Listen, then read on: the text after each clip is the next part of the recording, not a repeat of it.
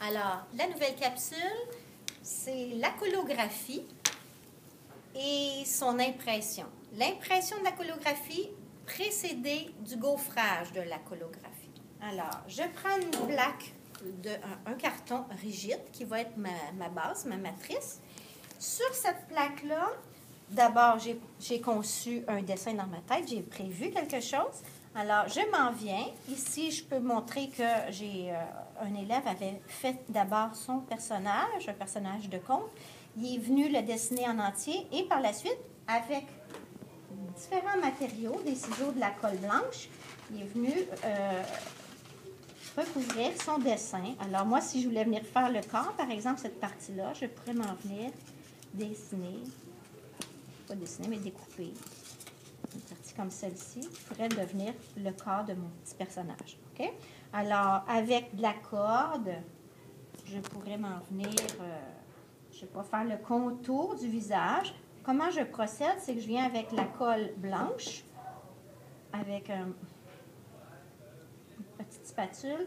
Je viens couvrir. Comme avec la colle dépasse, ça ne sera pas vraiment grave parce que ça va sécher puis ça va fonctionner quand même. Alors, je peux venir mettre même la colle directement sur ma plaque et je viens, avec mes différents matériaux, couvrir. Je pourrais venir faire le visage comme ça, avec la corde. L'important, c'est d'aller chercher différents reliefs avec différentes textures. Alors, moi, je m'en viens. Je pourrais venir avec, de la dentelle, par exemple. Je pourrais venir couvrir. Je pourrais couvrir ma surface avec la dentelle. Idéalement, ça serait de prendre un vernis polymère. Un vernis polymère, il ne faut pas le confondre avec la colle blanche. Ici, c'est la colle blanche. Alors, avec le vernis polymère et un pinceau, je pourrais couvrir ma surface avec le pinceau pour le rendre plus solide. Évidemment, il faudra attendre que ça soit bien sec avant de pouvoir venir ancrer ou bien faire le gaufrage. Alors, ici, si Daniel, tu peux me donner un pinceau, il y en a en arrière, ça m'aiderait pour la démonstration.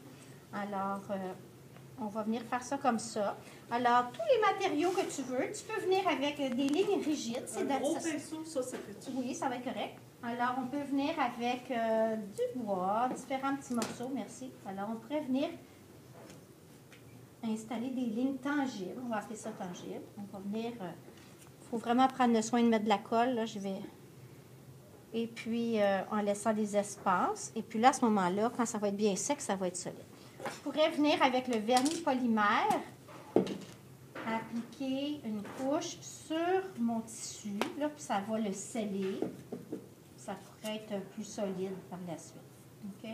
Alors, l'important, c'est de bien laver le pinceau après l'avoir utilisé avec le vernis polymère. Parce que sinon, le plastique va faire durcir le pinceau.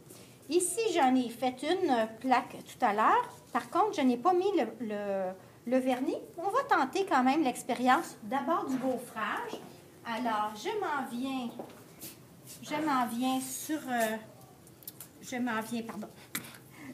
prendre un papier que je vais immerger.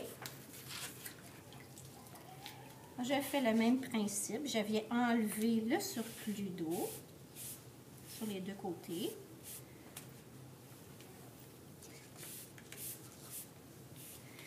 Je viens placer ma plaque sur ma table, ma feuille de repérage.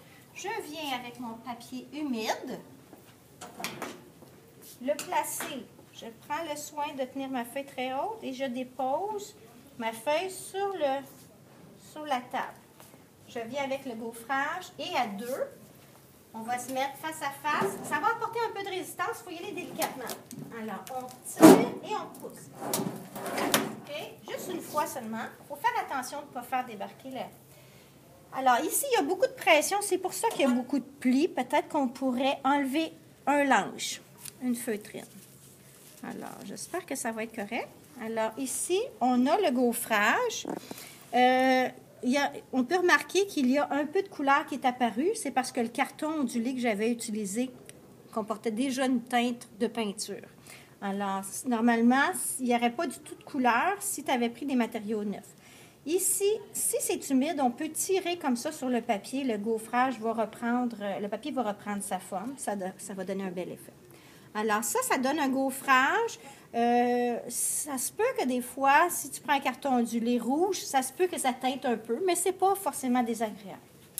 Alors, ça, c'est pour le gaufrage. Je vais montrer maintenant comment on pourrait imprimer cette même plaque-là. Alors, je vais venir sur la table ici d'ancrage. Je vais prendre du ruban masqué que je vais mettre à l'endos pour ne pas que ma plaque bouge. Alors, ça, c'est une petite précaution. Alors, je mets 2 petites boules de papier comme ça. Ici, je vais venir avec de l'encre. Moi, je vais prendre de l'encre bleue. Je vais venir l'étendre. Et je vais venir, avec mon rouleau ancrage, je viens sur ma plaque d'ancrage, uniformiser le grain de l'encre. C'est ça qui est très important. Il faut que le rouleau lève dans les angles. Alors, là, je m'en viens sur ma plaque. Tu vois qu'en ayant mis du papier collant, ça aide beaucoup au travail. Alors là, vous allez voir que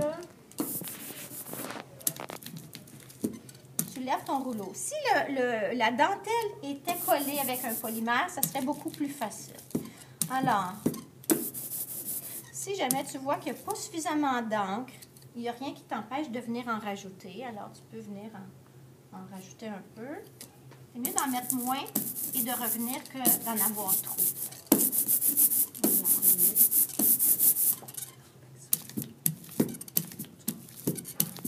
OK? Alors, tu inverses le rouleau. On évite de salir. Maintenant, je vais prendre ma plaque. Je vais venir la placer sur ma table d'ancrage. Ici. Et là, je ne vais pas mouiller mon papier. Je vais seulement faire une impression. Alors, je vais prendre une guenille pour m'essuyer les mains. Non, je ne mouillerai pas mon papier cette fois-ci. OK. Quand je viens avec l'encre, on oublie le papier mouillé. Alors, on vient déposer ça. Moi, je vais enlever un linge parce que je trouve que c'est un petit peu trop épais. Alors, on se met toujours à 2. On tire et on pousse. Alors, là, c'est un essai de couleurs. Ça pourrait être beaucoup plus intéressant avec 2 couleurs. Alors, on a une texture, différentes textures qui apparaissent. Alors, c'est un bon résultat.